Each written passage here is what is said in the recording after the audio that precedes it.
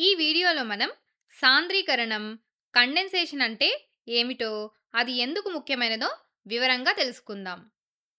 నాకు ఒక cool drink తాగాలనిపించింది.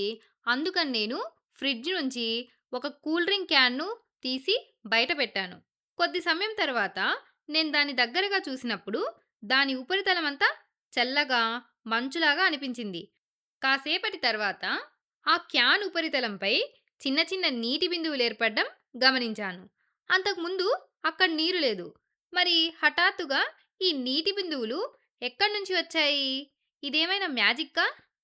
మీరెప్పుడైనా ఈ విషయాన్ని గమనించారా? సరే, అసలక్కడ ఏం జరిగిందో ఇప్పుడు మనం అర్థం చేసుకుందాం.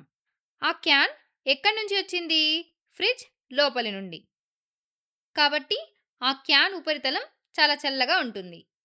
చల్లని ఈ క్యాన్ యొక్క ఉపరితల ఉష్ణోగ్రతను గది ఉష్ణోగ్రతతో పోలిస్తే చాలా తక్కువగా ఉంటుంది.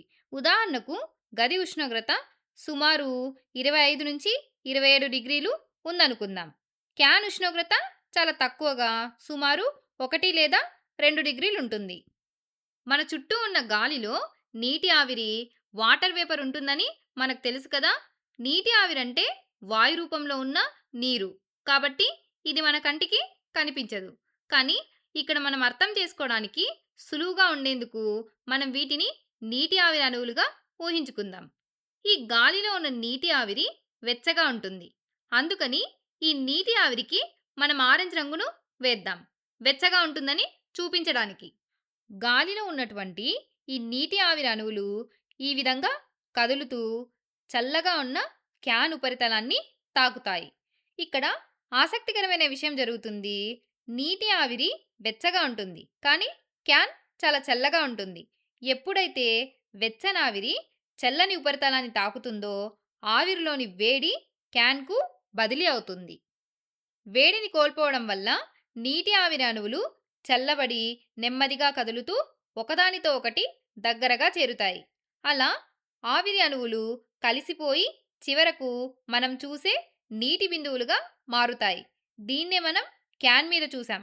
అంటే గాలిలో నీటి ఆవిరి నీరుగా మారడమే ఆ మ్యాజిక్ అన్నమాట. ఈ ప్రక్రియనే సాంద్రీకరణం, కండెన్సేషన్ అని అంటారు. దీన్ని బట్టి మనం ఏం చెప్పొచ్చంటే, సాంద్రీకరణం, కండెన్సేషన్ అంటే నీటి ఆవిరి నీరుగా మారే ప్రక్రియ. మనం దీని గురించి ఇంకా వివరంగా తెలుసుకుందాం. వాతావరణంలో ఉన్న వెచ్చని, తేమతో కూడిన గాలి నీటి ఆవిరిని కలిగి ఉంటుంది. ఈ గాలి చల్లని ఉపరితలాన్ని తాకినప్పుడు గాలిలోని వెచ్చదనం బయటకు వెళ్తుంది. ఇలా గాలిలోని వెచ్చదనం బయటకు వెళ్ళినప్పుడు గాలిలోని అణువులు నెమ్మదించి ఒక చోట చేరి నీటి బిందువులను ఏర్పరుస్తాయి.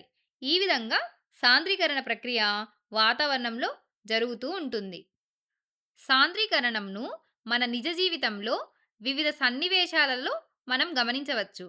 ఉదాహరణకు, శీతాకాలంలో బాగా మంచు కురిసి చలిగా ఉన్న రోజు ఉదయాన్నే మనం నోటి నుండి గాలి బయటకు వదిలినప్పుడు, లేదా మనం మాట్లాడినప్పుడు నోటి నుండి చిన్న మేఘం లేదా పొగలాంటిది రావడం మనం చూసే ఉంటాం కదా. ఈ పొగ సాంద్రీకరణం వల్ల ఏర్పడుతుంది. అది ఎలా అంటే, శీతాకాలంలో మనం నోటి నుండి వదిలే గాలి కంటే బయటి వాతావరణంలో ఉండే గాలి చాలా చల్లగా ఉంటుంది.